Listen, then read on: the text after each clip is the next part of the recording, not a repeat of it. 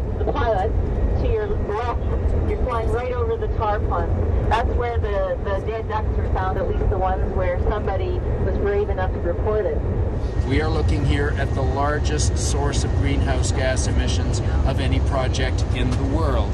This is the Canadian legacy. It is quite exciting for me to be here in your hometown after wanting to be here, and those rapids look very tempting. Yeah, they look very tempting. I don't think we're going to have a chance to get into a kayak today, but the concept that they could be damaged with toxic pollution is something that worries not only the people who live here, but should worry all Canadians. We just passed over the development in northern Alberta of the tar sands in all of the different forms that development is taking. And in one sense, it's a concern. It's depressing to see untrammeled development with significant environmental consequences taking place with no action by the government to address it. On the other hand, to come here to Fort Smith, where I know that people are working hard for an environmental future that makes a lot of sense, for a sustainable future, you do get a sense of optimism. And of course, there was also a gathering that involved people from, particularly Aboriginal leaders, but others as well from all across the north, British Columbia, Alberta, the Northwest Territories, Saskatchewan, who are raising concerns about the impact of the kind of development that is taking place right now in Alberta. The consequences of this development are not just limited to the narrow areas that we've been traveling over in our voyage here. The polluted water that can flow from the toxic developments that are taking place without controls ultimately flows to the north through the river system that we see behind us here, and ultimately right on up through the Mackenzie Delta and into the Arctic.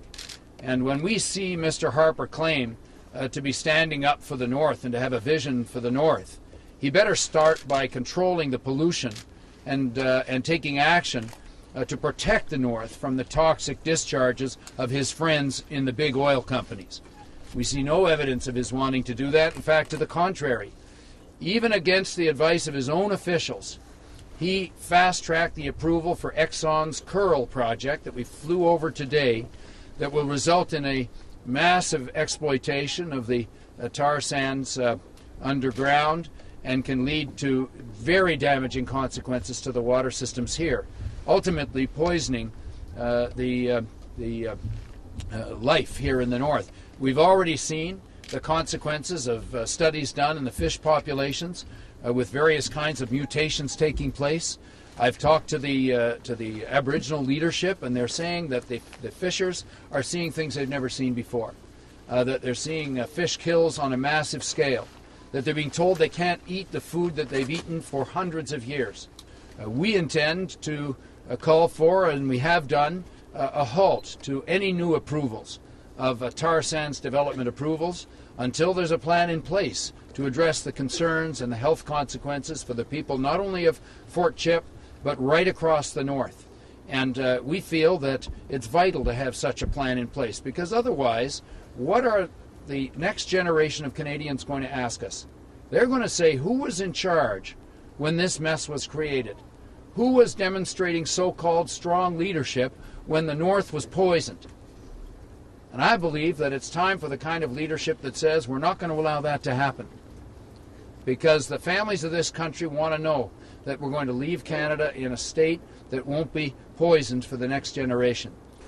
Now, it's not to say there isn't some optimism here, because we do have a way forward when it comes to energy. We don't have to assume that the only alternative is to pollute the planet. We can move towards solutions. We can start with energy efficiency. Dennis Bevington is one of the experts in the North on energy efficiency and how you can use less energy to begin with. Secondly, to use renewable resources.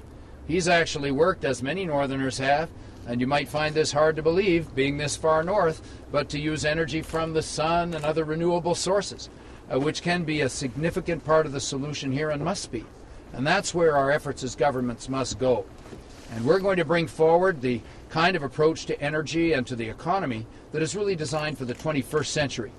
Polluting the planet the way we have seen today is not the way to go for the 21st century. It's going backwards. It's change that takes us backwards.